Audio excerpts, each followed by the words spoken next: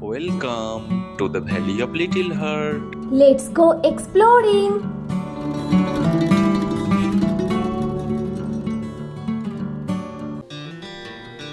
ব্যাঙেদের জীবনে নানা সমস্যা। কাউকে সাপে তাড়া করে,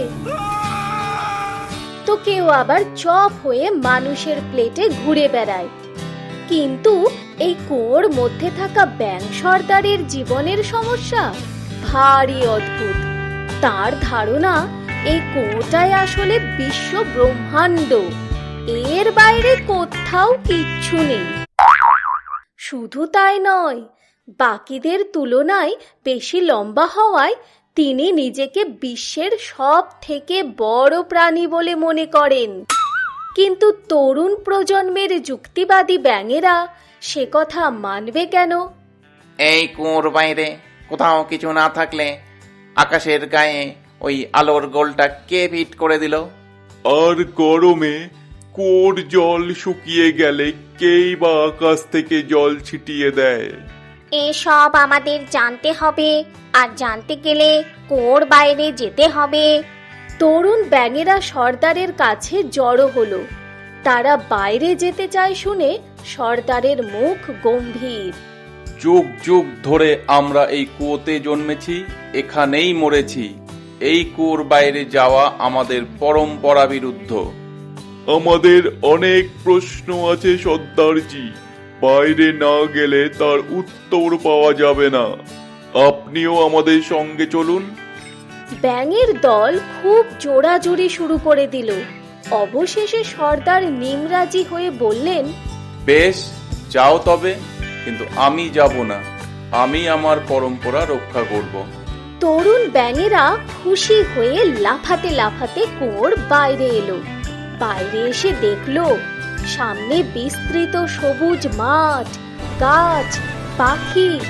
নতুন নতুন জিনিস দেখে তারা আরো উৎসাহিত হয়ে পড়লো। দল বেঁধে গান করতে করতে চললো। থাকবো না গো বদ্ধ ঘরে, দেখবো এবার জগৎটাকে। সেই সময় মাঠে একটা ষাঁড় ঘাস খাচ্ছিল। হঠাৎ একটা ব্যাঙ তাকে দেখতে পেল। সে তখন বাকিদের ডেকে দেখাতেই সব ব্যাঙের চোখ গোল গোল। সামনে এত বড় জন্তুটাকে দেখে ব্যাঙেদের আনন্দ উৎসাহ এতক্ষণে দূর দেশে পাড়ি দিয়েছে। তারা লাফাতে লাফাতে পালিয়ে এলো কুয়োর মধ্যে। সর্দারজি, সর্দারজি, এই কুয়োর বাইরে আমরা একটা অদ্ভুত প্রাণী দেখেছি, ইয়া বড়। সর্দারজির অহংকারে ঘা লাগলো। আমার থেকেও বড়? আপনার থেকেও অনেক বড় সর্দারজি। সর্দার কিছুতেই হার মানতে চাইলেন না। নিজের শরীর ফুলিয়ে জিজ্ঞেস করলেন, এত বড়?